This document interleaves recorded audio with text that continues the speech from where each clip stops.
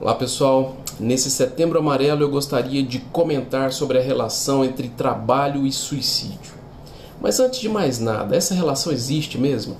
Podemos atribuir ao trabalho a causa de um suicídio? Bom, em tese sim. Pelo menos foi isso que o governo japonês reconheceu em 2017, quando registrou 208 casos de trabalhadores que deram cabo à própria vida em virtude de situações reconhecidamente ligadas ao trabalho. Seria então o trabalho um vilão do crescente número de suicídios no mundo? Tudo leva a crer que não. Fosse assim, os relatos de suicídio entre desempregados talvez fossem bem mais raros, o que não acontece. As pesquisas mostram justamente o contrário, que um trabalho saudável, assim como qualquer laço social saudável, é fator de proteção e não estímulo ao suicídio. Nesse momento me recorro a um filósofo, psicólogo e sociólogo chamado Durkheim. Para ele o suicídio também é um fato social. Sendo assim, se houver a predisposição suicida por parte de algum indivíduo, quanto mais frágeis forem os seus laços sociais, maior é a chance de consumação desse autoextermínio.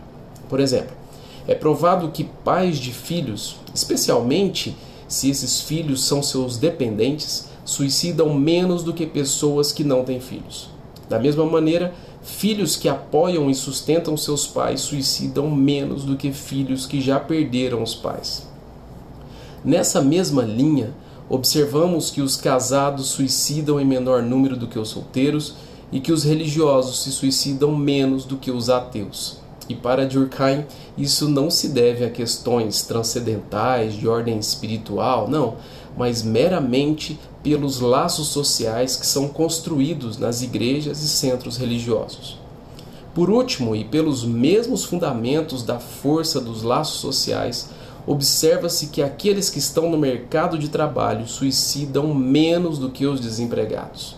E dentro do mundo do trabalho, observa-se que aqueles que trabalham em conjunto suicidam menos ainda do que aqueles que trabalham sozinhos, o que torna indiscutível a força dos laços sociais do trabalho como fator protetor do suicídio.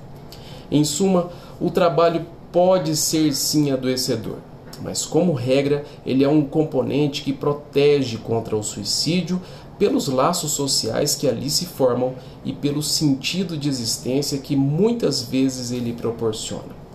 Esse é o meu pitaco reflexivo de hoje. Forte abraço. Tchau, tchau.